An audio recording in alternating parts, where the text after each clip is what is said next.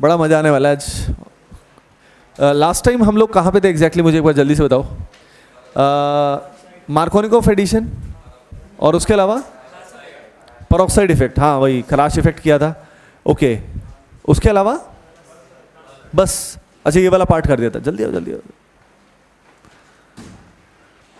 ठीक है, तो जो भी रिमेनिंग पार्ट है बेसिकली आज अपन खत्म करने वाले हैं, जो भी रिमेनिंग पार्ट इसका है। और कई सारी बातें आप जानते हो, जैसे कि एनबीएस का यूज़, एनबीएस सुना है, एनबीएस एन ब्रोमोसक्सिनेमाइड, तो ये होगा। उसके अलावा फॉर एग्जांपल ओजोन लाइसिस कैसे करते हैं, किमेनोफोर क्या करेगा, ठीक है।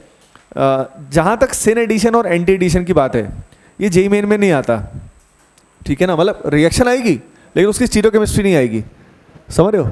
सिन एडिशन कैसे हुआ, एंटी एडिशन कैसे हुआ, तो ये जो पार्ट है कि सिन कैसे हो रहा है, एंटी कैसे हो रहा है, उसके क्वेश्चंस एडवांस में बहुत आते हैं। एडवांस में तो इट्स वेरी वेरी इंपॉर्टेंट, ठीक है। तो उसको तभी हैंडल करेंगे, क्वेश्चंस करेंगे, लेकिन स्टीरियो में नहीं जाएंगे ज़्यादा। स्टीरियो में जो क्वेश्चन आते हैं किसमें, जेईई मेन में आते हैं, जेईई मेन में भी आते हैं। और उसका क्वेश्चन जैसे फोटो हेलुसिनेशन करा दिए मैंने आपको, उस तरह के जो आते हैं, ठीक है। तो चलो स्टार्ट करते हैं। स्टार्ट किससे करेंगे अपन, एनबीएस से स्टार्ट करते हैं, ठीक है। लिखो जल्दी से, हेडिंग लगाओ। Use of NBS, use of NBS. देखो ये जो एनबीएस है, अगर हम इसकी बात करें तो एन ब्रोमोसक्सिनेमाइड एक्चुअली सक्सिनिक एसिड होता है ना, ये होता है सक्सिनिक एसिड, मैं आपको क्लियरली बताऊं तो। और ये सक्सिनिक एसिड का ही कोरोस्पॉन्डिंग इमाइड है। इमाइड मतलब कैसा, देखो यहाँ कुछ ऐसा, यहाँ कुछ ऐसा, और ये होता है, और यहाँ पे H की बजाय Br, तो ये हो गया एन ब्रोमो सक्सिन इमाइड। इमाइड ऐसा कोई फॉर्म बनता है, उसको बोला जाता है इमाइड, तो यहाँ से इसका नाम आया। समझ रहे हो ना, दोस्ती तो होनी चाहिए ना रिएजेंट से, तभी तो फायदा निकलेगा, याद तभी तो रहेगा। यहाँ पे अब ये होने के बाद करता क्या है, ब्रॉडली इसकी बात करते हैं। इसका सीधा फंक्शन जानना चाहिए, ये नहीं कि मैकेनिज्म जान रहे हैं, सीधा फंक्शन। और ये जो है पता है, ये देखते हैं किसको ढंग से पता है इसके बारे में। ये बताओ, एनबीएस ले लिया, सिंपल, कई बार एनबीएस लिखा होगा, कभी कभी इसके साथ हीट लिखा होगा, कभी कभी फोटोन लिखा होगा, या सिंपली एनबीएस भी दे देते हैं। इसका काम क्या होता है, पहले तो इसका काम क्या होता है वो देख लेते हैं। इसका काम होता है कि ये जो पोजीशन है, डबल बॉन्ड के बगल वाली पोजीशन, इस पोजीशन को क्या बोलते हैं, एलाइलिक या बेंजाइलिक। एलाइलिक बोलते हैं। डबल बॉन्ड के बगल वाली पोजीशन क्या होती है, एलाइलिक। इस पोजीशन पे ये क्या करता है, यहाँ पे H निकल के उसकी जगह पे क्या आ जाता है, ब्रोमीन आ जाता है, रेडिकल बनता है, और रेडिकल बनने के बाद ब्रोमीन वहाँ पे आ जाता है। तो एक तो इसका काम होता है एलाइलिक ब्रोमिनेशन। कौन सा ब्रोमिनेशन, एलाइलिक। सेकंड जो इसका काम होता है, याद रखना, थ्योरी वगैरह तो मैं ज़्यादा क्या लिखवा ही नहीं पाऊंगा ऑलमोस्ट, तो अपने आप पॉइंट लिखते रहना, ठीक है, जो पॉइंट लिखना है। मान लो हमारे पास ऐसा है, टोलुइन है, और टोलुइन में अगर हम क्या करते हैं, एनबीएस डालते हैं, तो यहाँ पे इसकी बेंजाइलिक पोजीशन पे क्या आ जाएगा, ब्रोमीन आ जाएगा, सॉरी CH2Br, ये यहाँ पे आ जाएगा। So actually the point is कि ये दो काम कर रहा है, एलाइलिक और बेंजाइलिक ब्रोमिनेशन। अब देखो एक बात मैं आपसे पूछ रहा था, ये जेईई मेन में आता है तभी तो कर रहे हैं, जेईई मेन में आता है, एनसीईआरटी में दिया हुआ है क्या, दिया हुआ है क्या, किसी को पता है, नहीं पता, बोलो भाई, दिया हुआ नहीं दिया हुआ, नहीं दिया हुआ, नहीं दिया हुआ, पर कई बार आया है, कई बार आया। तो यानी प्योरली 100% ऐसा तो नहीं कह सकते कि एनसीईआरटी से ही आएगा, थोड़ा बहुत एडिशनल तो आता है, लेकिन जो एडिशनल आता है उसका डोमेन कितना भी बड़ा कर लो, एडिशनल में तो कुछ भी हो सकता है। तो जो आते हैं एडिशनली, हम उनको देख रहे हैं जो एडिशनली कई बार आ चुके हैं, क्योंकि एडिशनली भी बहुत कुछ आ सकता है आने को, तो फिर तो पूरा ऑर्गेनिक ग्रेजुएशन लेवल का कर लो, तो कहीं तो अपने को रोकना पड़ेगा ना, तो कहाँ रोकें, वही एक तरह से इंटेलिजेंस की बात होती है कि कहाँ पे अपने को रुकना है। तो एनबीएस आता है, जेईई एडवांस में आता है, किसी को पता है, अरुण, नहीं आता, पक्का पता है, नहीं आता, पहले आता था, बहुत पहले तो आया हुआ है, बहुत ही पहले, लेकिन अब नहीं आता, जेईई एडवांस में एनबीएस नहीं आता। फेमस बहुत है, लेकिन फेमस बहुत है, आ जाए तो ठीक है, पता तो है ही क्या कर रहा है, बाकी नहीं आता है। अब देखो ये तो सिंपल डायरेक्ट क्वेश्चन हो गए, थोड़ा सा इसमें वेरिएशन कैसे करते हैं वो जल्दी से जान लेते हैं। जैसे फॉर एग्जांपल ये है, और यहाँ पे मान लो अपन यूज़ करते हैं भाई एनबीएस वाला फंडा। अगर हमने ऐसा किया तो सबसे पहले मैं क्या करूँगा, सबसे पहले मैं यहाँ पे रेडिकल बनाऊँगा, कहाँ पे, एलाइलिक पोजीशन पे, H को निकाल के बना दिया, रेडिकल बना के पाई बॉन्ड के साथ बोलो भाई, पाई बॉन्ड के साथ रेजोनेंस करेगा क्या? यस और नो? Very good. बहुत ही थकेले हो रखे यार तुम, आवाज़ ही नहीं आती तुम्हारी। थोड़ा सा जोश में रखा करो यार, एनर्जी रखा करो। इस समय भी ज़िंदगी में एनर्जी नहीं है, आगे कैसे काम चलेगा तुम्हारा जब बहुत ज़्यादा एनर्जी चाहिए होगी? कमाल है। एनर्जी है कि नहीं है? यस और नो? हाँ, इतना ठीक है, इतना ही ओके, ठीक है ना। तो यहाँ पे अगर हम बात करें तो यहाँ पे क्या है? पाई बॉन्ड, और यहाँ पे क्या है? रेडिकल। ये दोनों पॉसिबिलिटी है, और यहाँ पे आप जानते हैं यहाँ पे सिस भी बन सकता है और ट्रांस दोनों बन सकते हैं। अब इसमें पॉसिबिलिटी कई हो गई। पॉसिबल की बात करें तो यहाँ पे भी बन सकता है और यहाँ पे भी बन सकता है। अब बताओ, इसमें अगर पूछे कितने पॉसिबल आइसोमेरिक प्रोडक्ट बने, कितने बनेंगे? 4। ये सेंटर क्या है? कायरल। 2 पॉसिबिलिटी यहाँ पे आएंगी, और ये क्या शो कर रहा है? GI। कितने आ जाएंगे? 4। ठीक है। नाउ द पॉइंट इज, अगर इसमें पूछता है आपसे कि मेजर कौन सा है, मेजर कौन सा है, तो देखो मेजर वाली बात वही TCP KCP आ जाएगा। ध्यान से देखो, ये जो एल्कीन है, इस एल्कीन में चेक करो कितने अल्फा H है? 5। और इस वाले एल्कीन में कितना है? 1। 5 वाला ऑब्वियसली 1 वाले से बेटर है। तो अगर मेजर की बात करें तो ये मेजर है। अब इसमें भी सिस है और ट्रांस है। सिस और ट्रांस में इन जनरल कौन जीतता है? Trans in general. Special cases होते हैं सिस के जीतने वाले भी, लेकिन उनके चक्कर में नहीं फंसते अपन। ऑर्गेनिक में बहुत ही स्पेशल केसेस है, ठीक है ना। ये बात है, इतनी सी बात है। ये हो गया, डन हो गया। नाउ बस तो आपको तरीका पता लग गया ये करना होता है। इसमें हम ऐसा नहीं करेंगे, बेंजीन वाले में हम रेडिकल का रेजोनेंस करके नहीं करेंगे। क्यों बताओ इशिका? इतना धीरे बोलोगी? रोहित को कंपटीशन दे रही हो तुम तो आज। Rohit, no comments? हाँ, वेरी गुड। ये हुई ना बात। एरोमेटिसिटी क्या हो जाएगी? लूज हो जाएगी। अगर हमने यहाँ पे रेडिकल को अंदर ले गए तो उससे जो बनेगा वो फायदा नहीं होगा ना, उसमें एरोमेटिसिटी विल बी लॉस्ट, तो वो करने का कोई फायदा नहीं है उसमें। रिलैक्स, कोई दिक्कत नहीं है। तो बस ये ध्यान रखना है अपने को, ठीक है। NBS के अंदर बस इतनी सी बात है, ठीक है ना। ओके, NBS के बाद अगली चीज़ अपन कर लेते हैं। क्या कर लेते हैं? हाँ, अब कर लेते हैं हाइड्रोक्सिलेशन। स्टीरियोकेमिस्ट्री नहीं कर रहे, आप समझ रहे हो ना। इसके अंदर सिन एडिशन, एंटी एडिशन अपन नहीं कर रहे। एडवांस के टाइम पे करेंगे, एडवांस के टाइम पे करेंगे हाइड्रोक्सिलेशन, या इसमें एक और नाम दे देते हैं। क्या नाम दे देते हैं इसको? Bears test.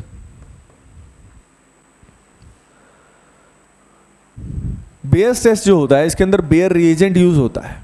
कौन सा रिएजेंट यूज होता है बोलो? Bears reagent. ये जो बेयर रिएजेंट होता है ये क्या होता है? ठंडा होता है, गर्म होता है? ठंडा होता है। कोल्ड होता है? एल्कलाइन होता है, एसिडिक होता है? एल्कलाइन होता है। कोल्ड होता है, एल्कलाइन होता है, केमिनोफोर होता है, डाइल्यूट भी होता है। वैसे 1% लिख देते हैं। तो डाइल्यूट एल्कलाइन केमिनोफोर, यानी ये नॉर्मल केमिनोफोर नहीं है, नॉर्मल पोटेशियम परमैंगनेट नहीं है, इसकी रिएक्टिविटी कम है। कोल्ड कहने का मतलब क्या है कि भाई एनर्जी कम अवेलेबल है, ये कम रिएक्ट करेगा, ये बात है। तो यहाँ पे अगर हम बात करें तो जैसे हमारे पास सिंपली मान लो ये है, तो यहाँ पे अगर हमने बेयर्स रिएजेंट डाला 1% कोल्ड एल्कलाइन केमिनोफोर पोटेशियम परमैंगनेट, तो ऐसे केस में क्या होगा? ऐसे केस में यहाँ पे OH और यहाँ पे भी क्या आएगा? OH। सिंपल। अब यहाँ पे दोनों OH आए, इसको देख के आपको समझ में आ रहा होगा कि इसको हाइड्रोक्सिलेशन क्यों बोला गया, क्योंकि हाइड्रोक्सी ग्रुप इसमें क्या हो गया? एडिशन हो गया, आ गया हाइड्रोक्सी ग्रुप यहाँ पे। ओके, ये बात है। अगली बात, अब इसमें सिन एडिशन सेम साइड वो सब बात अभी नहीं कर रहे अपन, ठीक है। अगली चीज़, इसमें कोई रीअरेंजमेंट नहीं, कुछ नहीं, तो इसमें ज़िंदगी बहुत आसान है। अगर इसमें स्टीरियो नहीं है ना तो ज़िंदगी बहुत आसान है, ठीक है। एक और चीज़ आपको बतानी थी, इसमें क्या बतानी थी मुझे? OH आ गया, पाई बॉन्ड टूट गया। हाँ, ये टेस्ट की तरह काम करता है। किसके टेस्ट की तरह काम करता है? एल्कीन और एल्काइन। एक और चीज़ शायद आपने सुनी हो कभी, टेस्ट कैसे करता है बताऊंगा। मतलब ये भी कहा जाता है कि it is a test for unsaturation. सुना आपने? It is a test for unsaturation. मुझे पता नहीं, हमेशा से गलत लगता है ये पॉइंट। अनसैचुरेशन का मतलब क्या होता है? Presence of pi bond. अब ये बताओ, प्रेजेंस ऑफ पाई बॉन्ड, ये बताओ एल्डिहाइड कीटोन की अगर हम बात करें, कीटोन की बात करें, इसमें बताओ ये अनसैचुरेटेड है या नहीं है? बोलो, है ना ठुल्लू? ये भी तो पाई बॉन्ड वाला तो अनसैचुरेटेड ही होता है। तो ये टेस्ट लेकिन नहीं देता, नहीं देता। तो ये कहना कि ये टेस्ट अनसैचुरेशन का है, गलत है। लेकिन कॉमनली ये टर्म यूज कर देते हैं, it is a test for unsaturation. यानी कहने का उनकी फीलिंग ये होती है, कहते हैं कई बार कहते हैं भावनाओं को समझो, शब्दों को समझो तो ये आएगा, भावनाओं को समझो तो उनकी भावनाएं क्या हैं? एल्कीन, एल्काइन, ये सब, समझ गए? तो it is a test for alkene alkyls. Now कोई भी टेस्ट होता है, ऑर्गेनिक का कोई भी टेस्ट होता है, तो उस टेस्ट में क्या आता है? ऑब्जर्वेशन। कलर आ जाएगा, बुलबुले आ जाएंगे, गैस निकल जाएगी, कुछ तो होगा। यहाँ पे क्या होगा बोलो? सबसे पहले केमेनोफोर की बात करो।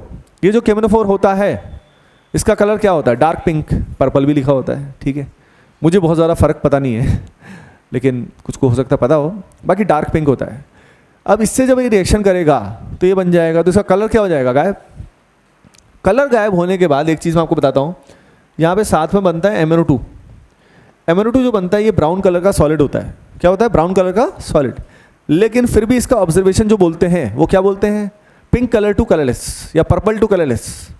क्यों भाई कलरलेस क्यों बोला? ब्राउन है, सॉलिड है, ये सॉलिड है। पूरा सॉल्यूशन अगर हमारे पास इतना था तो ये पीपीटी इतने से एरिया में आ जाएगा ब्राउन, तो सॉल्यूशन तो कलरलेस ही हो गया ना। ये पूरा ये रीजन कलरलेस होता है, थोड़े से एरिया में चिपक जाता है ये सॉलिड। समझ गए क्या? ये मतलब ब्राउन कलर का कलर जो होता है ना अपना, वो ऑयल पेंटिंग करते हैं अपन, मतलब जो पेस्टल कौन से कलर होते हैं, तो उसको अपन ने थोड़ा सा कलर को यहाँ पे गिरा दिया इधर, इस तरह से एज्यूम कर लो। बाकी पूरा तो अपना क्या है? कलरलेस है। तो ये बात है। तो ऑब्जर्वेशन क्या है आप समझ गए? ब्राउन कलर टू मतलब sorry pink colour to colourless. तो कभी कभी क्वेश्चन इस तरह के इससे बहुत बनते हैं, बहुत बहुत बहुत बनते हैं। क्या बनते हैं? इस तरह के, जैसे फॉर एग्जांपल C5H10 दे दिया और C5H10 दे दिया, बोल दिया कि भाई ये क्या करता है? ये बेयर रिएजेंट को डीकलराइज करता है। क्या करता है? बेयर रिएजेंट को डीकलराइज। डीकलराइज तभी तो करेगा जब रिएक्शन करेगा। इसका कलर था, कलर खत्म हो गया, डीकलराइज करने का मतलब वही है। तो फिर क्या बनाओगे? एल्कीन बनाओगे। डीबी वैल्यू निकालो, इसका डीबी वैल्यू निकालोगे तो कितना आएगा? 1 आएगा। इस तरीके से क्लियर है? बस इसमें इतना जानना है, बेस टेस्ट में ऐसा ऐसा होता है, ठीक है। और क्वेश्चन तो बन ही सकते हैं इसके, मतलब आइसोमेरिज्म वाले क्वेश्चन आ गए बेसिकली। C5H10 दे दिया, ये दे दिया, वो दे दिया, ठीक है। उसके अलावा जैसे फॉर एग्जांपल ये दे दिया, मान लो C5H8 दे दिया, ठीक है, C5H8, और इसमें आपसे बोल दिया, क्या बोल दिया? आप कैसे क्वेश्चन को ट्विस्ट कर सकता है? पहली चीज़ इसने क्या दिया? पॉजिटिव बेयर टेस्ट दिया, पॉजिटिव बेयर टेस्ट दिया। अगली चीज़, इसके किसी भी आइसोमर में GI पॉसिबल नहीं है, किसी भी आइसोमर में GI पॉसिबल नहीं है, ठीक है। अगली चीज़ बोल दिया कि रिंग है इसके अंदर, रिंग है, मान लो बता दिया कि इट इज साइक्लिक। तो फिर आपको साइक्लिक बनाना होगा। साइक्लिक में क्या होना चाहिए? पाई बॉन्ड होना चाहिए, और उसके बाद उसमें GI पॉसिबल नहीं होना चाहिए। मतलब क्वेश्चन बहुत अच्छे से बन सकते हैं, मेन में वैसे इतने ज़्यादा गहरे नहीं आते उसमें डायरेक्टली इतना आ जाएगा, इतने वाला मतलब एक आधी चीज़ 2-3 मिक्स कर सकता, 2 मिक्स कर सकता है एडवांस में, लेकिन 3-4-5 भी कर सकता है, 5-6 कंसेप्ट मिक्स कर देगा कि GI शो करेगा, ऑप्टिकली एक्टिव है, डीकलराइज कर रहा है, तो बताओ कौन सा है। ऑप्शन आएंगे जो काफ़ी क्लोज होंगे, इस तरह से होता है। ये अप्रोच ऑर्गेनिक की क्लियर होनी चाहिए, तभी जाके अपन मचा पाते हैं। And we should be well prepared for it. बहुत अच्छे से अपना प्रिपरेशन उस तरह का होना चाहिए। ओके, ये हो गया, ये हो गया अपना हाइड्रोक्सिलेशन। यही हाइड्रोक्सिलेशन जो है ना, OSO4 भी कर देता है। अगर हमने ले लिया osmium tetroxide, it performs the same function, same function करता है ये, ठीक है, डायोल बनाता है। अच्छा बताओ, ये जो डायोल है, ये डायोल विसिनल है, जेमिनल है? क्या होता है बोलो? नहीं पता क्या बोलते हैं इसको? विसिनल बोलते हैं। जब OH अगल बगल में है तो उसको क्या बोलेंगे? विसिनल। अगर वो एक ही कार्बन पे है तो क्या बोलेंगे? जेमिनल। चलो, ये हो गया हाइड्रोक्सिलेशन, ठीक है। हाइड्रोक्सिलेशन के बाद अगर हम बात करें तो नेक्स्ट इज हाइड्रोजिनेशन। हाइड्रोजिनेशन, हाँ, वैसे जो मैंने बोला था वही तो बोला था ना, it performs the same function, तो अंडरस्टूड है ना उसमें। हाइड्रोजिनेशन, इसी को कैटालिटिक हाइड्रोजिनेशन भी बोला जाता है। It is also known as catalytic hydrogenation.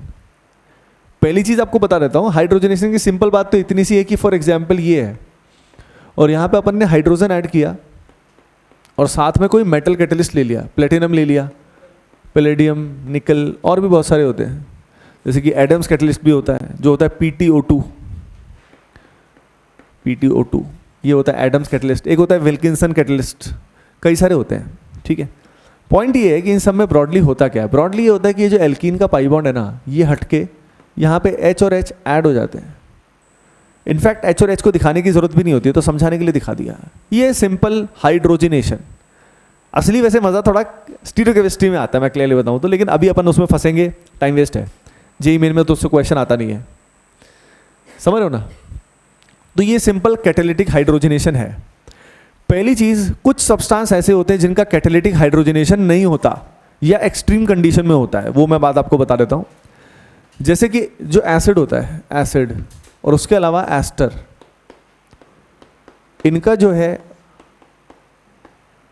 Catalytic hydrogenation नहीं होता है,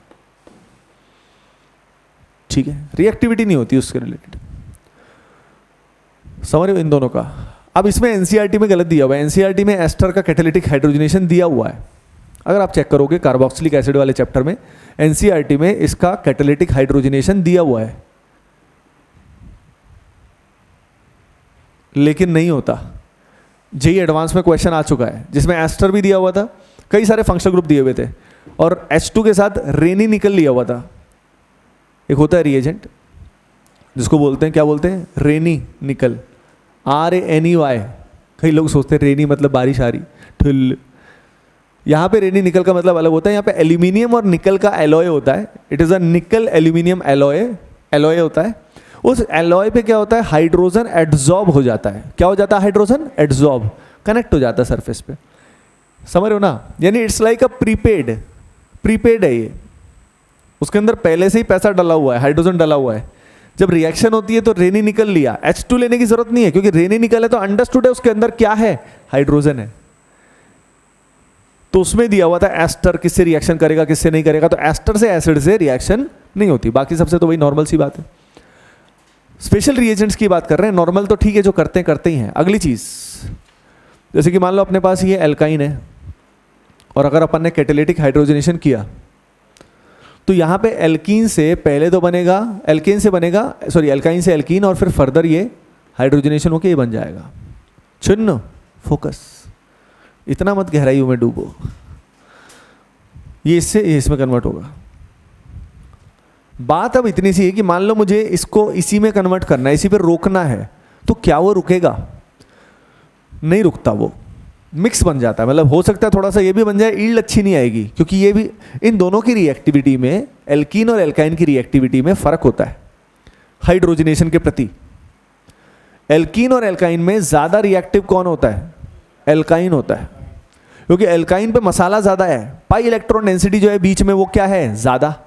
तो जो सरफेस होती है ना, सरफेस, मेटालिक सरफेस, उस सरफेस पे वो एड्सॉर्ब क्या होता है, ज्यादा इफेक्टिव होता है। तो एल्काइन इज मोर जोशीला टुवर्ड्स हाइड्रोजनेशन, है ना, एल्काइन ज्यादा जोश में रहता है, लेकिन फर्क उतना ज्यादा नहीं होता। तो जैसे अब हाइड्रोजनेशन किया, मान लो इसका भी 1 मोल है, इसका भी 1 मोल है, तो ये बताओ 1 मोल का मतलब 1 यूनिट थोड़ी है, कितने यूनिट है बोलो, एवोगैड्रो नंबर, लाखों करोड़ों अरबों खरबों ना जाने कितनी यूनिट है। मान लो इसका हाफ मोल और इसका हाफ मोल आपस में रिएक्शन करके इसका कितना मोल बनाया, हाफ। समझना इस बात को। अब रिएक्शन के अंदर ये भी है और ये भी है, माना इसकी रिएक्टिविटी ज़्यादा है, तो इसका जो बचा हुआ आधा हाइड्रोजन होगा मोल, उससे कंबाइन करने के चांसेस ज़्यादा होंगे, पर इससे भी तो कर सकता है, क्योंकि रिएक्टिविटी में उतना फर्क भी नहीं है, तो यानी ये भी बन जाएगा। यानी अगर हम इसको एल्कीन पे एक्सक्लूसिवली रोकना चाहते हैं कि एल्कीन पे ही रुक जाए, तो सिर्फ मोल्स को कंट्रोल करके काम नहीं चलेगा। मतलब अगर हमने यहाँ पे सिर्फ 1 ले लिया और सोचा कि यही बन जाएगा, दैट विल नॉट वर्क। हो सकता है ये भी बच जाए, लेकिन काफ़ी कुछ इसमें कन्वर्ट हो जाएगा, रायता फैल जाएगा। अगर मैं आपको सिंपल बताऊं तो, आपको अगर आंसर देना तो आप क्या दोगे, ये वाला दोगे, समझ गए क्या। अगर आपको यहीं पे रोकना है तो आपको स्पेशल रिएजेंट यूज़ करना पड़ेगा। तो जैसे मान लो ये है, और यहाँ पे आपको इसको कन्वर्ट करना है कुछ ऐसा। ध्यान से देखो, ये जो प्रोडक्ट हमारे सामने है गर्ल्स एंड बॉयज, ऐसे केस में ये क्या है, सिस, दिस इज सिस। और अगर हम दूसरे वाले की बात करें, दूसरी पॉसिबिलिटी क्या बन सकता है इसमें, ट्रांस। ठीक है, नाउ द पॉइंट इज, अगर हमें यहाँ पे सिस बनाना है या हमको इसके अंदर ट्रांस बनाना है, तो हाँ स्पेशल कैटलिस्ट यूज करने पड़ेंगे। यहाँ पे क्या यूज करेंगे अपन, H2 PD डैश में लिखा होगा CaCO3, या इसकी बजाय BSO4 भी यूज़ कर सकते हैं। अब इसमें पूरा थ्योरी होती है इससे रिलेटेड कि ये किया क्या। इसके अंदर कुनोलिन भी लिया जाता है, लेकिन वो ज़्यादा डिटेल में जाने की बजाय सिंपल इतना मैं बताना चाहूँगा कि यहाँ पे ऐसा होता है कि जो ये सरफेस होती है ना कैटलिस्ट की, मान लो इसमें कुछ इतने होल है, स्पेसिस है, जिनके अंदर हाइड्रोजन घुस सकता है। कौन घुस सकता है? हाइड्रोजन एड्सॉर्ब हो सकता है। ये जो एक्स्ट्रा लिया जाता है पैलेडियम के साथ, अगर हमने कुछ लिया, सिर्फ पैलेडियम है तो अलग बात है, सारे स्पेस खुले, कैल्शियम कार्बोनेट और उसके अलावा कुनोलिन वगैरह भी लिया जाता है। कुनोलिन ऐसा कुछ होता है, नाइट्रोजन के पास लोन पेयर होता है, तो ये इलेक्ट्रॉन दे सकता है। कहने की बात यह है कि ये जो कुनोलिन है ना, ये कई सारे स्पेसेस को क्या करता है? ऑक्युपाई कर लेता है। अगर कुनोलिन ने कई सारे स्पेस ऑक्युपाई कर लिए तो यानी अब इस पूरे सरफेस का इतना ही रीजन ऐसा है जो रिएक्शन में पार्टिसिपेट करेगा। यानी रिएक्टिविटी क्या कर दी? कैटलिस्ट की रिएक्टिविटी क्या हो गई? कम हो गई। रिएक्टिविटी कम हो गई तो हम इसको बोलेंगे कि यहाँ पे क्या हो गया? पॉइजनिंग हो गई। क्या हो गई? पॉइजनिंग, जहर फैल गया। जहर फैल गया, रिएक्टिविटी कम हो गई, है ना। तो ये रीजन होता है कि इस कारण यहाँ पे ये एल्कीन पे रुक जाता है। अगर हमने कितना इक्विवेलेंट लिया? 1, तो एक्सेस में लोगे तो ये भी पिघल जाएगा। समझ गए आप सभी? पाई बॉन्ड फर्दर टूट जाएगा। लेकिन आई होप यू अंडरस्टूड। तो इसको कभी कभी सिंपली क्या बोल देते हैं? पॉइजन्ड पैलेडियम भी बोल देते हैं। क्या बोल देते हैं? हाँ, पॉइजन्ड पैलेडियम। ठीक है, नेक्स्ट वाले केस में ट्रांस,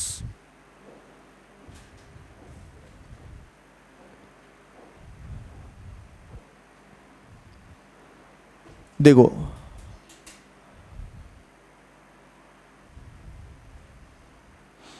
ट्रांस अगर हमें बनाना है तो क्या करना पड़ेगा बताओ?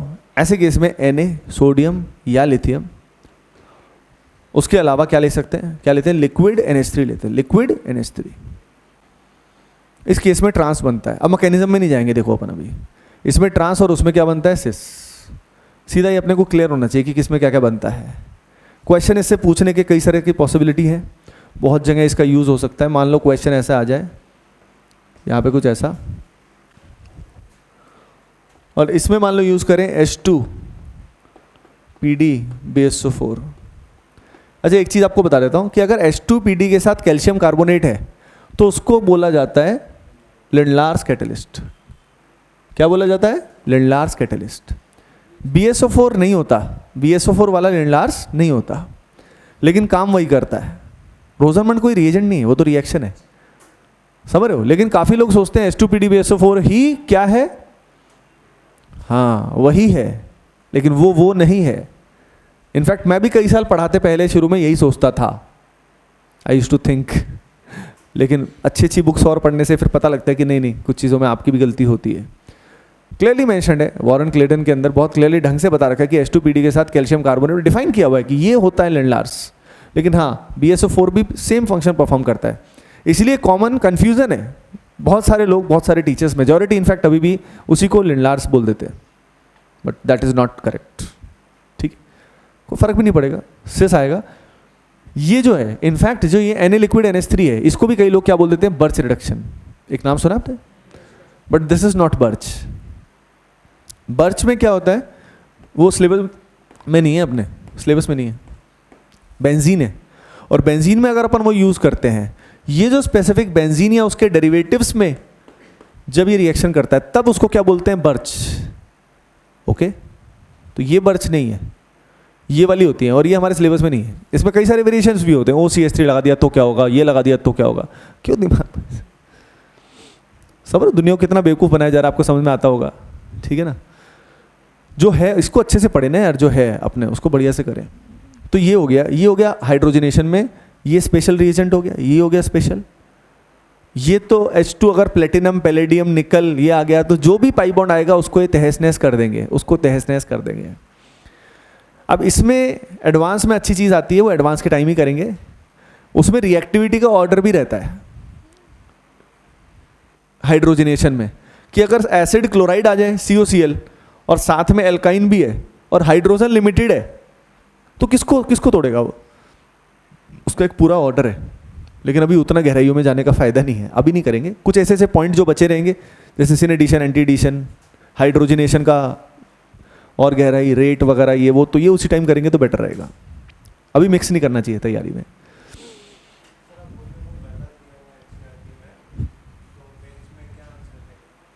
एनसीईआरटी पे मेंस बेस्ड नहीं है, वही तो बात है।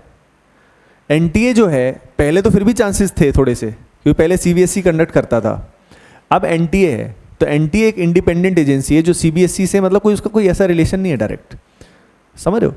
तो अब अगर एनसीईआरटी में कोई चीज़ गलत दी हुई है तो वो गलत ही है, लेकिन ऐसी चीज़ें बहुत कम है। मैं ऑनेस्टली बताऊं तो NCERT is one of the very good book, मतलब उसमें गलतियां बहुत ही कम है, लेकिन कुछ कुछ हैं तो अब क्या कर सकते हैं। मिस प्रिंट रह गया, हो सकता है नए वाले एडिशन में किसी में उन्होंने करेक्ट कर लिया हो, इट माइट बी पॉसिबल, कई बार ऐसा हो भी जाता है ना। पर अपने को रियल जो है उस पर जाना है। तो जैसे ये क्वेश्चन आ गया, H2PDBSO4 दे दिया, और यहाँ पे ये बन गया कुछ ऐसा, ऑप्शन भी दे सकता है आपको, पूछ सकता है बताओ कितने प्रोडक्ट बनेंगे, तो यहाँ पे एक ही बनेगा, ओनली वन, क्योंकि सिस है यहाँ पे, फिक्स है। ट्रांस वाला बनेगा थोड़ी, ट्रांस वाला किस में बनेगा, Na लिक्विड NH3 में बनता है, उसमें ट्रांस वाला बनता है। एक और रिएजेंट है जिसके साथ साथ आपको आना चाहिए बढ़िया से, दैट पर्टिकुलर रिएजेंट इज, कौन सा रिएजेंट है वो, H2PDC।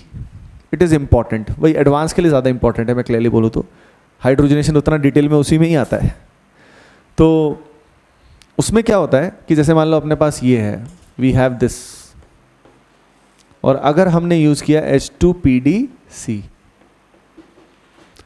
उसमें कई जगह ये भी लिख देते हैं पैलेडियम चारकोल या पैलेडाइज चारकोल, कार्बन है ना, ये भी लिख देते हैं।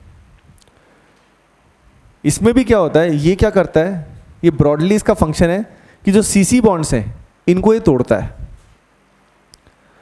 अब ऐसा नहीं है कि ये दूसरे को तोड़ेगा ही नहीं, एक्सेस में लोगे तो उसको भी तोड़ेगा, ये एक्सेस में लोगे तो दिया हुआ है, एनसीईआरटी में दिया हुआ है, वो चीज़ सही दी हुई है वो। लेकिन द पॉइंट इज, यहाँ पे लिखा होता है लिमिटेड क्वांटिटी या H2PDC दिया हो तो आप यही करोगे। इससे क्वेश्चन एडवांस में कई बार आ चुका है, याद रखना भी आसान है। पीडी के साथ सी है तो सी पहचान जाएगा कि मेरे को फेवरेट कौन है, ये अपने आप ही बता रहा है, खुद ही गा रहा है कि मेरे फेवरेट कौन से बॉन्ड है, कार्बन कार्बन वाले, CC double bond triple bond, खुद ही बता रहा है। तो यानी खास जो रिएजेंट आपको जो अच्छे से आने चाहिए वो H2PD तक तो ठीक है, नॉर्मल है, PD के बाद कुछ लग जाए तो बात बन जाए। तो आई होप आपको ये हाइड्रोजनेशन वाली चीज़ें क्लियर हो गई होंगी, ठीक है। अच्छा, क्वेश्चन बैंक आपका बन चुका है, ठीक है, उसके बाद लेके जाना, उसको कर लेना पूरा, ठीक है। उसमें काफ़ी क्या बोलते हैं, मतलब टफ क्वेश्चन नहीं है, रेलेवेंट क्वेश्चन है। अभी मेन के हिसाब से, एडवांस लेवल के नहीं है, मेन के हिसाब के रखे हैं अभी, क्योंकि मेन पास आ रहा है तो पहले एक बार उसको थोड़ा मचा दें अपन, फिर करते रहेंगे अपन, ठीक है। तो मेन लेवल के क्वेश्चन है, उनको कर लेना आप, ठीक है ना। जल्दी देख लो इसको।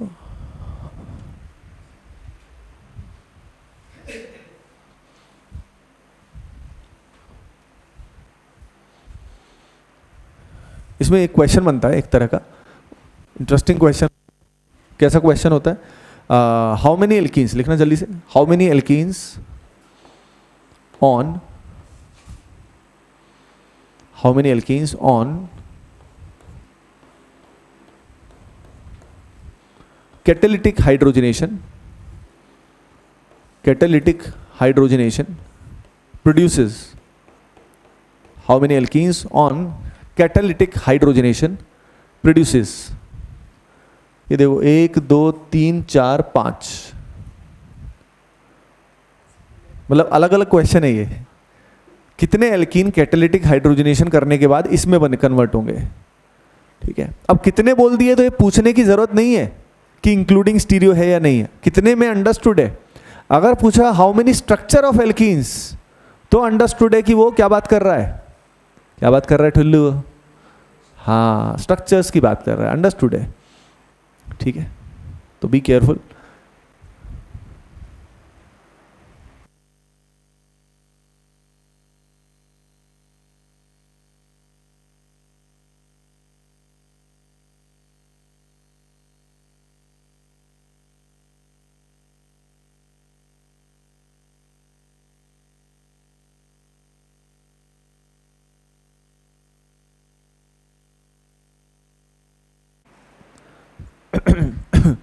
देखो पहले वाले में कितना आएगा, 3 आएगा, है ना, क्योंकि देखो ये एल्कीन हो सकता है। देखो ढांचा मतलब जो स्ट्रक्चर है वो तो चेंज नहीं हो सकता ना, मतलब जो फ्रेम है, सॉरी फ्रेम तो चेंज नहीं हो सकता, फ्रेम तो वही रहेगा। तो पाई बॉन्ड की पोजीशन चेंज होगी, यहाँ पे लगाओगे, यहाँ पे लगाओगे, और जब यहाँ पे लगाओगे तो इस वाले केस में कितनी पॉसिबिलिटी आएगी, 2, है ना, एक यहाँ पे हो गया, 2 ये, कितने हो गए टोटल, 3 हो गए, सही है।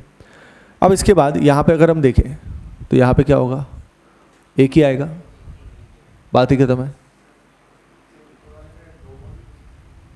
क्या ये भी, ये वाला कह रहे हो, ये एक सेकंड, नहीं क्लियरली बोला था ना, एल्कीन्स बोला था ना, नाम लिया था ना, हाउ मेनी एल्कीन्स, तो आप डाइइन ले सकते ना, एल्कीन बोला तो आप डाइइन नहीं ले सकते, डाइइन इज अ डिफरेंट मतलब एक तरह से फंक्शनल ग्रुप, डिफरेंट कैटेगरी, समझ गए, यानी ज्यादा क्रांतिकारी सोचना भी खतरनाक हो सकता है। एग्जामिनर, देखो एक चीज मैं आपको बहुत इंपॉर्टेंट बात बता रहा हूं, एग्जामिनर पर्सपेक्टिव से सोचना बेहद इंपॉर्टेंट है। क्वेश्चन देख के समझना कि भाई वो क्या पूछ रहा है, आपने सोचा लेकिन गलत सोच लिया, आपने आइडियलिस्टिकली सोच लिया कि भाई एल्कीन बोला, पर वो एल्कीन नहीं होता। वैसे मैं आपको समझाता हूँ, how many carbon are needed to show GI for an alkene, alkene के लिए कितने कार्बन चाहिए जीआई शो करने के लिए, तो कितने चाहिए, 4 चाहिए होते, ये होता है सबसे छोटा। अब इसमें कि सर डी क्यों नहीं लगा सकते, अगर आपने आइसोटोप वगैरह ये सब लगा दिए, रहा तो वैसे अभी भी एल्कीन, पर वो एक स्पेशल केस हो गया, समझ रहे हो ना। प्योर एल्कीन बोला है तो आप आइसोटॉप या कुछ और वेरिएशन उसमें नहीं कर सकते। अगर आपने इसमें मान लो डी वगैरह की छोड़ो हेलोजन लगा दिए तो वो हेलो एल्कीन हो गया, तो एल्कीन मतलब एल्कीन बनाना है, तो क्वेश्चन मतलब एग्जामिनर के हिसाब से सोचना होता है ना। इस तरह के कंफ्यूजन आते नहीं तो एग्जाम में आ जाते हैं कि यार क्या ही करूँ मैं, एग्जैक्ट क्या करूँ, स्टीरियो दिया नहीं दिया, उस पर रुक गए।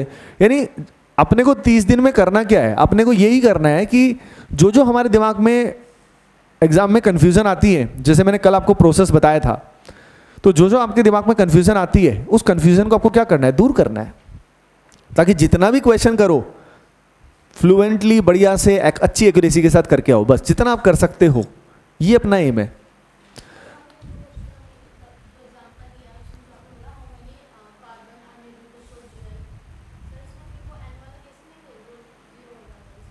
फॉर एन एल्कीन बोल दिया था मैंने, विदाउट, वो तो बताया था विदाउट कार्बन भी हो सकता है, लेकिन फॉर एन एल्कीन मैंने बोला था इसीलिए। हाँ जी, इसमें तो एक ही हो गया, इसमें कितने आ रहे हैं, 1 2 3, 3 ही आ रहे हैं, 3 ही आ रहे हैं ये वाले। इसमें कितना आएगा, 1 आएगा, 6 तो नहीं आएंगे किसी के, कि सब जगह एंजॉय करूंगा मैं एक एक बार, बाप का दादा का सबका मजा लूंगा।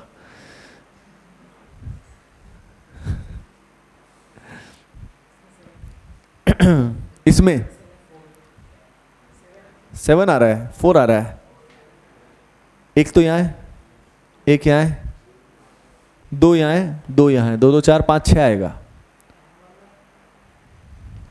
अरे चुनो इधर लगाओ, इधर लगाओ, एक ही तो बात है, तो एक ही तो होगा। ये वाला 2 कैसे लग रहे हैं, नो चुनो नो, रिंग के अंदर पाई बॉन्ड है तो जीआई शो नहीं होता, रिंग के अंदर पाई बॉन्ड है तो जीआई शो नहीं होता। साइक्लो एल्कीन्स में जीआई नहीं होता unless ring size is very big, 8 और ग्रेटर देन 8। वहां की वजह अलग है, वहां कुछ और वजह है। यहां पाई बॉन्ड आएगा तो ये सेंटर क्या बन जाएगा, कायरल, तो उसमें देयर आर 2 पॉसिबिलिटीज, ओके। तो यही इसमें इंटरेस्टिंग पार्ट था। तो 2 यहां से, 2 वहां से, एक एक यहां से। ऊपर वाले में 1 2 3 ठुल्लू, दोनों मिथाइल है। ये तो हो गया ना, डन हो गया, चलो ठीक है, चलो आगे चले। हाँ भाई एवरीवन, पूछना कुछ? अच्छा नेक्स्ट देखो, अब अपन क्या करने वाले हैं, ब्रोमिनेशन और उसका वेरिएशन कुछ भी होता है ना, जैसे Br2CCl4 वगैरह हो गया, या HOCl हो गया, या HOBr हो गया, या NOCl हो गया, इस तरह की चीज़ें जब ऐड होती तो क्या होता है ये अपने को देखना है, ठीक है। पहली चीज़ तो ये, स्टीरियो तो वैसे भी नहीं देख रहे, तो Br2CCl4 डाल दिया तो सिंपली क्या आएगा, ये तोड़ के Br आ जाएगा, और तो क्या ही है, लेकिन इतना क्लियर आपको इसमें होना चाहिए फंडा कि सबसे पहले जब मैकेनिज्म होता है तो पाई बॉन्ड टूट के यहाँ पे साइक्लिक हेलोनियम आयन बनता है, ये पता होना चाहिए। क्वेश्चन में इतना तो आ ही सकता है, पूछ ही सकते हैं कि भाई इंटरमीडिएट कौन सा बना। ठीक है, यहाँ पे अब इसके बाद बी आर माइनस अटैक कहाँ करता है, सवाल ये है राइट पे या लेफ्ट पे, दोनों पे कर सकता है, लेकिन फेवरेबल कौन सा होता है बोलो, लेफ्ट पे। रीजन क्या होता है लेफ्ट पे अटैक करने का, बता सकते हो क्या वजह होती है? कार्बोकैटायन नहीं बनता, कार्बोकैटायन करेक्टर आता है। यहां से जब ये बॉन्ड टूट रहा होता है और यहाँ प्लस चार्ज भी है, तो उस समय इस कार्बन पे डेल्टा प्लस की वैल्यू काफी सिग्निफिकेंट आती है। डेल्टा प्लस की वैल्यू सिग्निफिकेंट आने की वजह से क्या आता है इसमें, कैटायन करेक्टर आता है। कैटायन बनने से क्या हो जाता है, कैटायन बनता तो रीअरेंजमेंट पॉसिबल होता है, वो इनमें कभी नहीं होता। तो इसलिए कहते हैं यहाँ पे क्या है, कार्बोकैटायन करेक्टर। तो यानी ये जो इसमें बी आर नेगेटिव आ रहा है, ध्यान से देखो एक तरह से किस तरीके से आ रहा है, मार्कोनिकोफ एडिशन की तरह। जैसे मार्कोनिकोफ में हम देखते थे ना कहाँ पे प्लस आना चाहिए, इसमें भी आप देख सकते हो प्लस कहाँ पे आना चाहिए। अब यहाँ तो दोनों ही ब्रोमीन है अभी तो फर्क नहीं पड़ेगा, लेकिन अब जब यहाँ पे हम वेरिएशन करेंगे, जैसे यहाँ पे ले दिया क्या, ब्रोमीन वाटर, Br2 वाटर, तो यहाँ पे जो मेजर बनेगा ना वो ये बनेगा, this is the major one, OH यहाँ और Br यहाँ। ये जो है इसको क्या बोलते हैं, ब्रोमोहाइड्रिन, ब्रोमोहाइड्रिन। अब यहाँ क्यों आया ये OH, यहाँ पे क्यों आया, क्योंकि पानी ने अटैक कहाँ किया, यहाँ। तो यानी आप किस चीज से सोच रहे हो, दिमाग कैसे लगा रहे हो, कार्बोकैटायन मार्कोनिकोफ एडिशन की तरह से। सिंपल आपके दिमाग में कि अच्छा ये न्यूक्लियोफाइल है, क्योंकि पानी एक्सेस में है तो Br माइनस की बजाय अब अटैक किसने किया, पानी ने। तो पानी आएगा तो वो कुछ ना कुछ इंपैक्ट कर ही जाता है, ये बात है। ये हो गया एक। तो इसी का वेरिएशन में क्या आ जाता है, HOBr। ठीक है, HOBr में भी यही सेम होगा, OH एंड Br आएगा। HOCl के अंदर क्या हो जाएगा, OHCl आएगा, उसमें क्या ही टेंशन है। ठीक है, एक क्वेश्चन था एडवांस में आया था, अच्छा क्वेश्चन है, NOCl के साथ क्या होता है। ऑप्शन दिए हुए थे तो ऑप्शन से क्वेश्चन फिर भी आसान हो जाता है। ठीक है, चलो ऑप्शन देता हूं।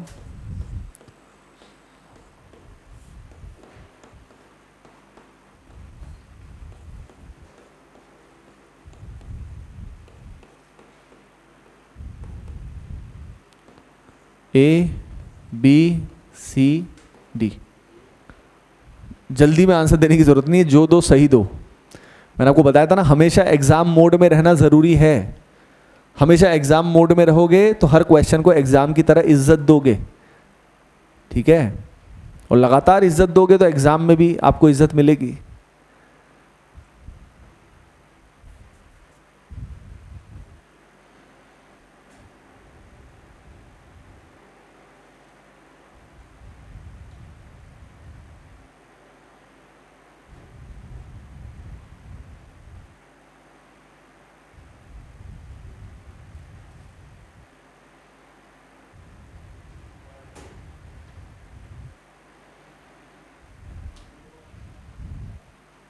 हाँ भाई,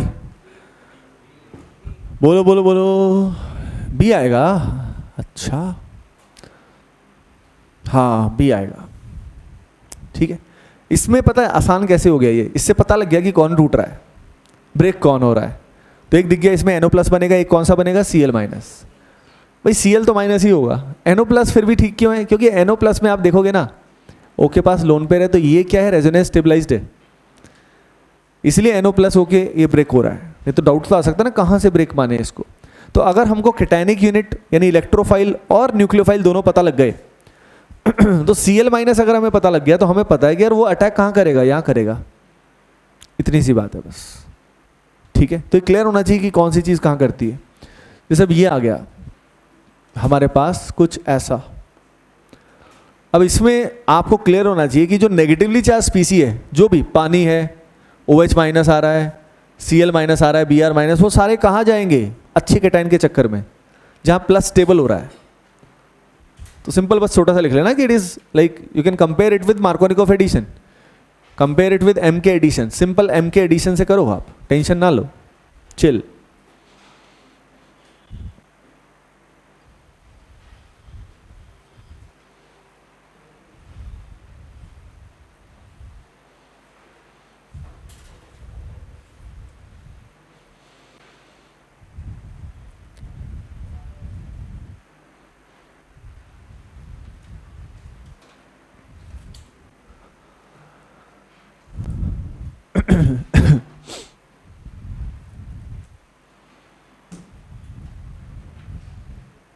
आ रहा है समझ में सब? रिवीजन तो हो ही रहा होगा ना सारा। तो ये सब हो गया, और तो क्या है, ठीक है। HOCl जो भी वेरिएशन इस तरह के आते हैं क्लियर हो गया। तो अपन ने हाइड्रोक्सिलेशन देख लिया, Br2 वाले इसके वेरिएशन देख लिए। इससे पहले अपन ने सबसे पहले NBS देख लिया था, ठीक है। उसके अलावा एक क्वेश्चन था बड़ा इंटरेस्टिंग आया था, ये एडवांस में आया था। वैसे एडवांस क्या मतलब, पहले IIT जब स्क्रीनिंग होता था, आपको सुना है कभी कि पहले स्क्रीनिंग होता था, IIT स्क्रीनिंग बोलते थे उसको। Screening is like preliminary exam, जिसमें मतलब ऑब्जेक्टिव होता था वो, और 3 घंटे का पेपर। और वो पेपर जो क्वालिफाई करते थे लगभग 14,000 स्टूडेंट्स, 14-15, वो IIT मेंस देते थे, IIT मेंस, ठीक है। बहुत साल तो यही चला, बहुत साल, 2005 तक यही चला। IIT मेंस में सब्जेक्टिव पेपर होते थे, तीनों पेपर अलग अलग, फिजिक्स अलग, केमिस्ट्री अलग, मैथमेटिक्स अलग। मैंने वो भी दिया है 2005 में, लास्ट था वो 2005। तो मतलब मैं थोड़ा लकी फील करता हूँ इन द सेंस कि मतलब वो पैटर्न भी देखा हुआ है कि वो कैसा था। क्योंकि सब्जेक्टिव पेपर जब सॉल्व करते हो तो एक अलग लेवल की इंटेलिजेंस चाहिए होती है, मैं ऑनेस्टली बताऊं तो। ऑप्शंस इज लाइक अ जुगाड़, नॉलेज होनी चाहिए, ऐसा नहीं करें कि ऑप्शन ऐसे ही हो जाते हैं तुक्का, लेकिन इसमें आपके सामने रखे तो हैं कि हाँ इनमें से कोई तो है। उसमें आपको पहले निकालना पड़ेगा कि कौन सा है। तो उसमें आपका जो प्रोसेस है कि आप रास्ते से किस रास्ते से जा रहे हो, वो वेरीफाई होता है कि वो रास्ता आपका सही है कि नहीं। इसीलिए बहुत बार आर्ग्यूमेंट ये होते हैं कि भाई पहले IIT में बच्चे ज़्यादा अच्छे जाते थे, फिर बाद में थोड़ा सा क्वालिटी ऐसी हो गई। मैं नहीं मानता खैर ऐसा, क्योंकि अब जो पेपर बनता है अब उसमें ये न्यूमेरिकल वगैरह में सब आ जाता है। पहले वाली चीज़, पहले वाला फ्लेवर भी है, सब कुछ है, अभी वाला भी है। ऑप्शंस कई बार इतने क्लोज आते हैं, मतलब ये पहले से ज़्यादा एक मामले में बेटर यही है कि मल्टीपल चॉइसेस हैं। तो इट्स लाइक लाइफ में भी बहुत चॉइसेस रहती है, हमेशा हर पल हमारे पास डिसीजन लेने के लिए 3-4 ऑप्शंस रहते हैं। ये करें, जैसे सुबह उठते ही क्लास जाऊं नहीं जाऊं, घर पे जाने के बाद सो जाता हूं या पढ़ लेता हूं, ठीक है। सो के जब उठने का टाइम आता है आधे घंटे और सो जाता हूं या थोड़ी देर और बाद उठता हूं। हर बार ये लगातार चॉइसेस होती हैं, उसमें से हमें क्या करना होता है लगातार, we should choose the best option. होता नहीं है लेकिन अगर हम हमेशा बेस्ट ऑप्शन को चूज करना सीख जाएं तो we will make good decisions, better decisions. Exam में भी वही फंडा है, वो चारों ऑप्शंस काफ़ी क्लोज आते हैं, उनमें से बेस्ट कौन सा है ये चुनना, कंसेप्चुअल डेप्थ होना, वो है एक्चुअली, इसीलिए वो टेस्ट वो चीज़ करते हैं। ओके, ये होने के बाद नेक्स्ट अपने को क्या देखना है, आई थिंक, हाँ वो क्वेश्चन बता रहा था ना मैं आपको, हाँ 2-पेंटाइन लिखो जल्दी से। 2-पेंटाइन reacts with 2-pentyne reacts with one equivalent 2-pentyne reacts with one equivalent of HBr to produce X structures, and Y configurational isomers,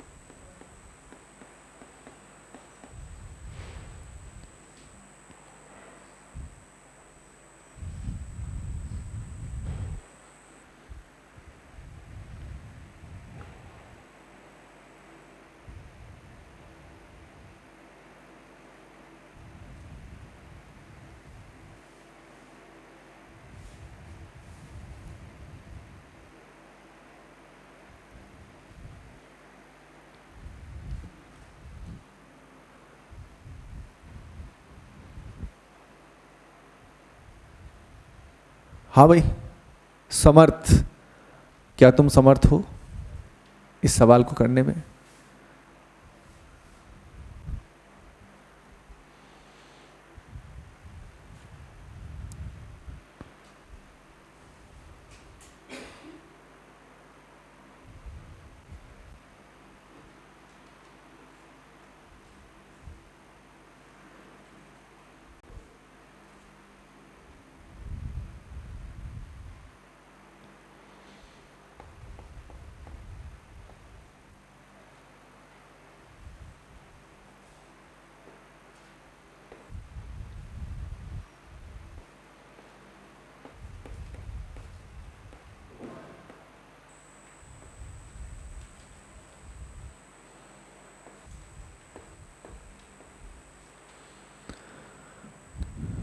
चलो time is up. Structures, x की वैल्यू बोलो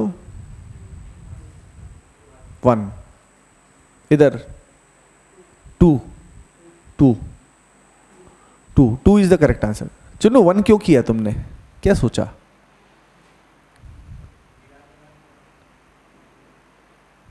आपसे क्या बोला था? How many products are formed. ऐसे तो major तो हमेशा एक ही होता है। फिर क्वेश्चन को समझो ना ठीक से, लैंग्वेज को। क्वेश्चन में क्या आपने मिसरेड किया प्रॉपरली? क्वेश्चन में क्लियरली मेंशन है how many products are formed. Product कितने बन रहे हैं ये थोड़ी बोला कि मेजर बताओ। और पहली बार 2 पेंटाइन में इतना फर्क भी नहीं आएगा, इतना ज्यादा। CH3C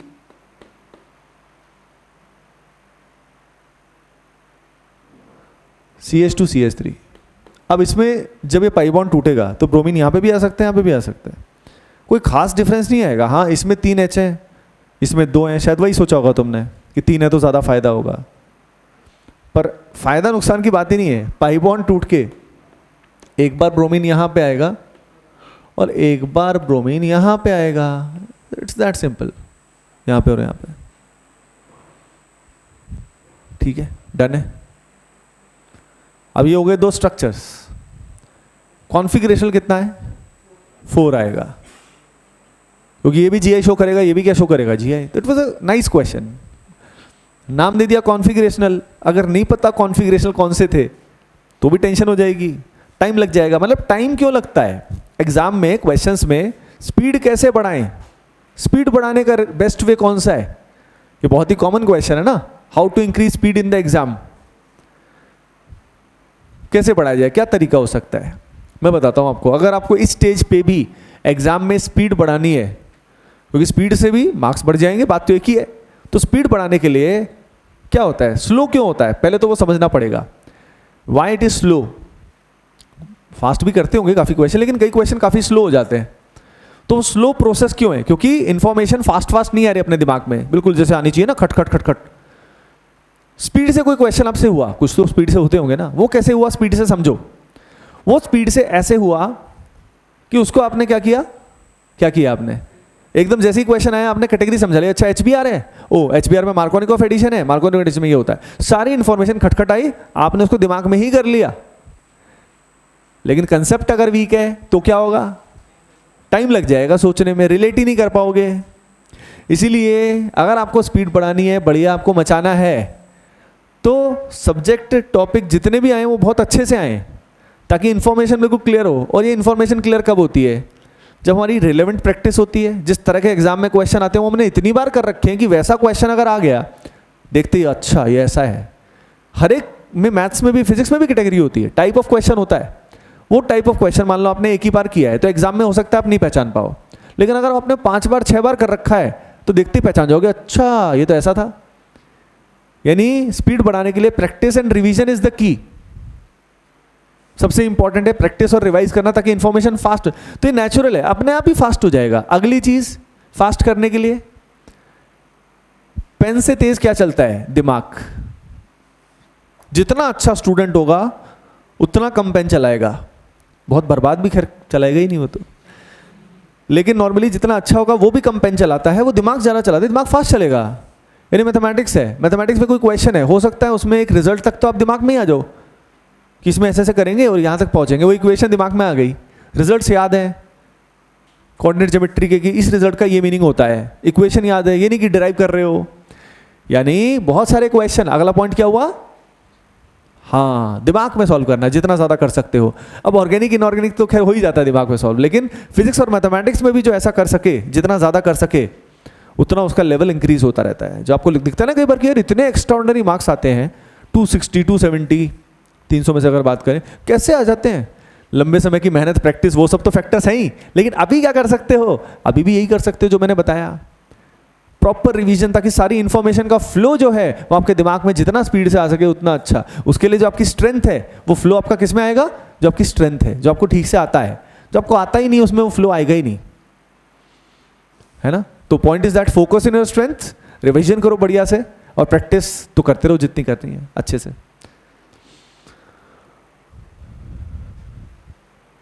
हाँ जी, ये तो हो गया ना। Next MCPBA, meta-chloroperbenzoic acid. या पर एसिड आए तो क्या होता है, MCPBA तो ये होता है, इनमें परऑक्सी लिंकेज होती है। आपको साफ ही इनकी शक्ल दिख के समझ में आ रहा होगा कि औकात से ज़्यादा ऑक्सीजन भर ली है, दिखता है ना देख के, CF3CO3H ज़बरदस्ती। तो इसमें से एक ऑक्सीजन निकलेगा और पाई बॉन्ड टूट के वो ऑक्सीजन बीच में आ जाएगा। स्टीरियो तो सोचना ही नहीं अपने को, तो ये आ जाए। ये जो प्रोसेस है इसको क्या बोलते हैं, इस रिएक्शन को सुना आपने नाम? हाँ, इसको बोलते हैं इपॉक्साइडेशन। क्या बोलते हैं इसको? इपॉक्साइडेशन। ठीक है, डन है। तो ये हो गया इपॉक्साइडेशन। नेक्स्ट ओजोनोलाइसिस, हॉट केमोनोफोर, ये सब क्या करता है देखते हैं।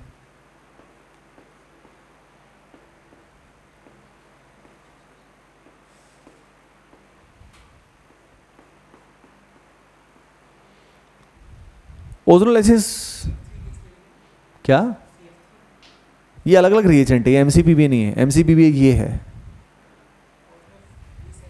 सेम होगा। CF3 से ईल्ड अच्छी आती है। अगर हम थोड़ी डेप्थ की बात करें तो CF3 का माइनस आई अच्छा होता है, तो उससे जो मैकेनिज्म होता है तो वो फेवरेबल होता है, electron withdrawing group. Ozonolysis, hot K M N O four, ये सब चीज़ें क्या क्या है, मतलब क्या करते हैं, डायरेक्ट देखने वाले अपन। मैकेनिज्म तो वैसे भी इसका एडवांस इनफैक्ट में भी इंपॉर्टेंट नहीं है कि ओजोनाइड कैसे बना, क्या हुआ, ये सब मतलब नहीं है।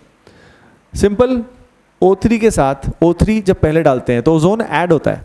सबसे पहले ओजोन पाई बॉन्ड पे कनेक्ट हो जाता है, फिर क्या होता है, उससे क्या बनता है, ओजोनाइड, बीच में एक घर सा बन जाता है। फिर उसमें जिंक या पानी डाले, जिंक और पानी डाले, तो जिंक एक मेटल है। मेटल इलेक्ट्रॉन डोनेट करेगा या एक्सेप्ट करेगा? बोलो क्या करेगा? डोनेट करेगा। ऑब्वियसली डोनेट करेगा, ठुल्लो, एक्सेप्ट क्यों करेगा? रिलीज करेगा, इलेक्ट्रॉन रिलीज करेगा। तो बताओ वो कौन सा रिएजेंट है, रिड्यूसिंग या ऑक्सीडाइजिंग? मेटल क्या होते हैं? Reducing agent. बोलो सभी क्या होते हैं? Very good. अब वो रिड्यूसिंग एजेंट है तो रिड्यूसिंग, रिडक्शन करेगा, और क्या करेगा यहाँ पे? साथ में पानी है, पानी क्या प्रोवाइड करेगा? H। पानी भी हो सकता है, दारू, इथेनॉल वगैरह भी हो सकता है, वो भी H प्रोवाइड करेगा। एसिटिक एसिड है तो भी H प्रोवाइड करेगा। यानी इसके अलावा, पानी के अलावा कुछ और भी आ जाए तो टेंशन लेने की जरूरत नहीं है, रिलैक्स, सब में H मिलने वाला है। ठीक है, ये सारे के सारे जो जिंक वाले केसेस हैं, इन सब में क्या है? रिडक्टिव ओजोनोलाइसिस, क्योंकि इसमें रिड्यूसिंग एजेंट की प्रेजेंस में हो रहा है ये, तो इसको बोलेंगे रिडक्टिव ओजोनोलाइसिस, है ना। अब यहाँ पे अगर मैं आपको कुछ बताऊँ, क्या बताऊँ, इसके बजाय एक और चीज़ यूज़ हो सकती है, CH3 डाइमेथाइल सल्फाइड, ये यूज़ कर सकते हो। कैसे पहचानोगे कि ये रिड्यूसिंग एजेंट है? रटना नहीं पड़ेगा ना फिर। सल्फर के पास क्या अवेलेबल है? Lone pair. लोन पेयर भी जो डोनेट करता है, इलेक्ट्रॉन दे रहा है, हम समझ सकते हैं कि हाँ वो भी एक रिड्यूसिंग एजेंट है। You can consider it like that. अब इसमें क्या करोगे, इसमें इसको तोड़ दो, तोड़ के दोनों तरफ क्या लगा दो? डबल बॉन्ड हो। सिंपल, फुल एंजॉय, कोई दिक्कत ही नहीं है, इससे आसान तो रिएक्शन ही नहीं है। सिंपल तोड़ दो, दोनों तरफ डबल बॉन्ड हो लगा दो, यानी इससे एल्डिहाइड, कीटोन, ये सब चीज़ें बन जाती हैं। अब देखो, ओजोनोलाइसिस के साथ एल्डोल का बहुत अच्छा कॉम्बिनेशन है, एल्डोल और कैनिजारो का, दोनों का ही। कैसे भाई? अगर दो एल्डिहाइड या दो कीटोन या एल्डिहाइड कीटोन बनते हैं तो उनमें रिएक्शन दो ही होती है सबसे मेन। कौन सी होती है? एक तो एल्डोल और एक कौन सी होती है? Cannizzaro, depending on the alpha H। अभी नहीं करेंगे, तभी करेंगे, लेकिन द पॉइंट इज अभी से क्लियर होना चाहिए ना भाई, क्रैश कोर्स चल रहा है तो बाद वाली बात तो अभी से डिस्कस करेंगे ना।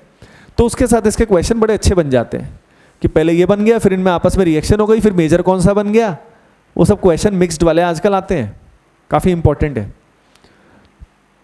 तो जहाँ तक रिएक्शन हो तो जानते ही हो। अब इसमें कितना ही ले लो, सब में पाई बॉन्ड टूटते रहेंगे।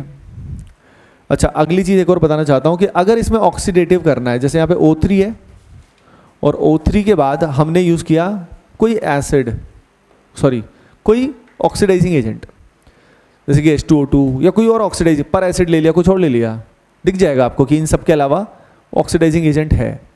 ठीक है, अब ऑक्सीडाइज करोगे ना, तो ये बताओ, ये जो कीटोन बाबू दिखाई दे रहे हैं आपको, ये कीटोन ऑक्सीडाइज होगा या नहीं होगा? कीटोन का ऑक्सीडेशन नॉर्मल सर्कमस्टांसिस में नहीं होता, लेकिन जो ये एल्डिहाइड है, ये एल्डिहाइड फर्दर क्या होगा? ऑक्सीडाइज। और यहाँ पे जो H आपको दिखाई दे रहा है, ये H हट के क्या आएगा? OH। ये बात है, दिस इज द मेन बात। ऑक्सीडाइजिंग जब ऑक्सीडेटिव ओजोनोलिसिस होगा तो जहां एल्डिहाइड में H है वो हटके क्या आ जाएगा, OH। ये बात है।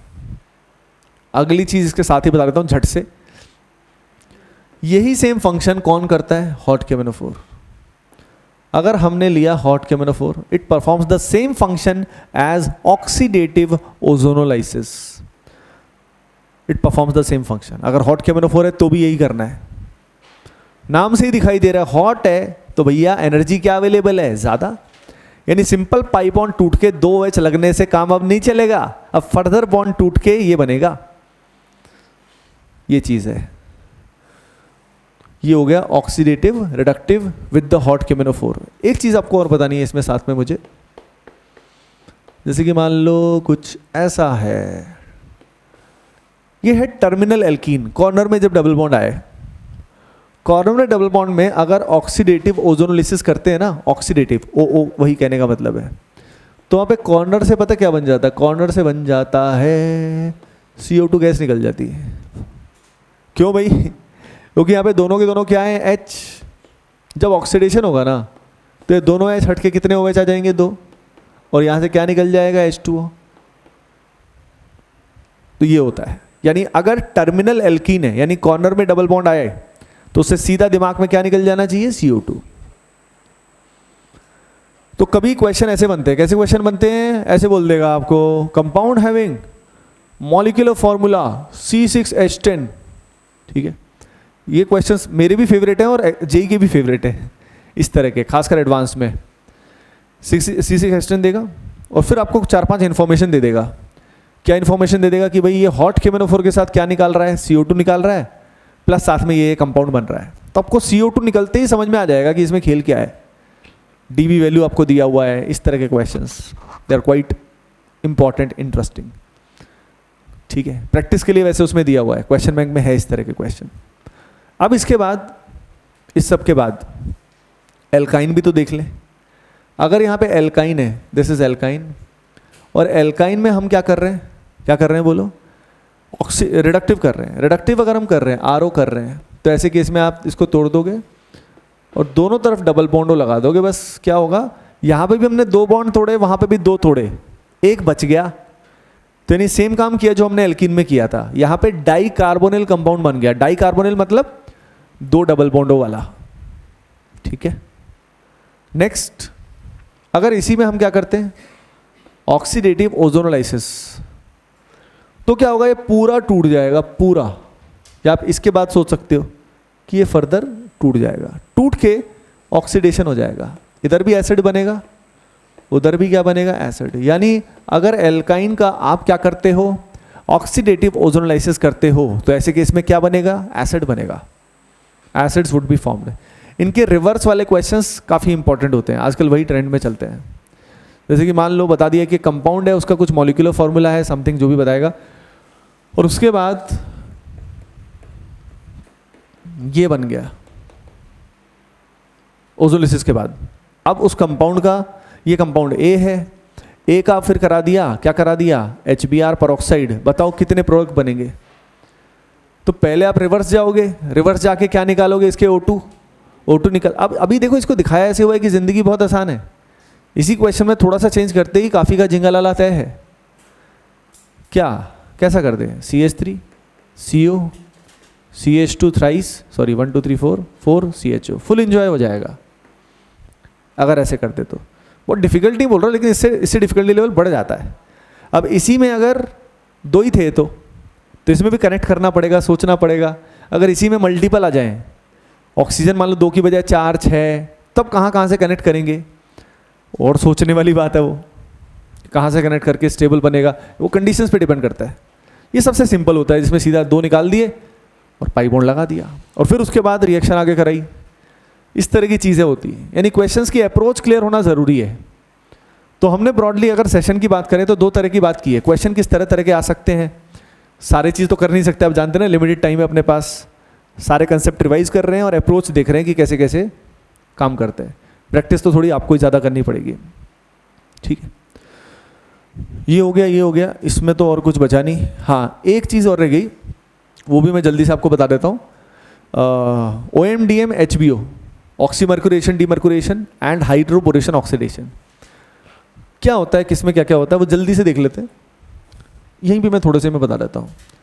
जैसे मान लो हमारे पास है, यहाँ पे नहीं बताता, यहाँ बता दो, इसमें कुछ लिखना हो तो लिख लो जल्दी से।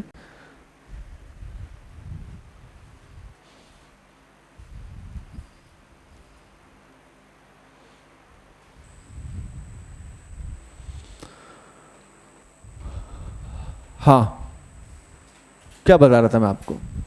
सबसे पहले आपको बता रहा हूं OMDM के बारे में, ऑक्सीमर्कुरेशन डीमर्कुरेशन। ये एल्कीन है और इस एल्कीन में यहां पे आ गया OH। जैसे ये भी एल्कीन है और इस एल्कीन में यहां पे आ गया OH। अब ध्यान से देखो, सेकंड में देखो, खासकर सेकंड वाले में यहां पे OH लगाना डिफिकल्ट है। क्यों? कार्बोकेटाइन तो रीअरेंज करता है, तो ये बनेगा तो सही, ईल्ड अच्छी नहीं आएगी। तो सवाल ये है कि ऐसा कैसे, इसको मेजर कैसे बनाए? हाँ, तो इसको मेजर करने के लिए यहाँ पे क्या यूज़ करते हैं बताओ भाई? सबसे पहले मरकरी एसीटेट, HgOAc ट्वाइस, और फिर क्या लेते हैं? पानी। ठीक है, क्लियर होना चाहिए कहाँ पे क्या क्या यूज़ करते हैं। और फिर उसके बाद क्या यूज़ करते हैं? NaBH4 OH-, सोडियम बोरोहाइड्राइड, और साथ में क्या यूज़ करते हैं? OH-। क्लियर है? डन है? ये है यहाँ पे। ठीक है, अब इसमें क्या होता है, इसमें खास बात क्या है? सिंपल इतना ध्यान रखना है आपको कि इसमें कैटायन का रीअरेंजमेंट नहीं होता। क्यों नहीं होता? बनता ही नहीं। कैटायन कैरेक्टर आता है। इसमें भी जैसे साइक्लिक ब्रोमोनियम आयन आया था, लगभग वैसे ही यहाँ पे भी रिंग बनती है।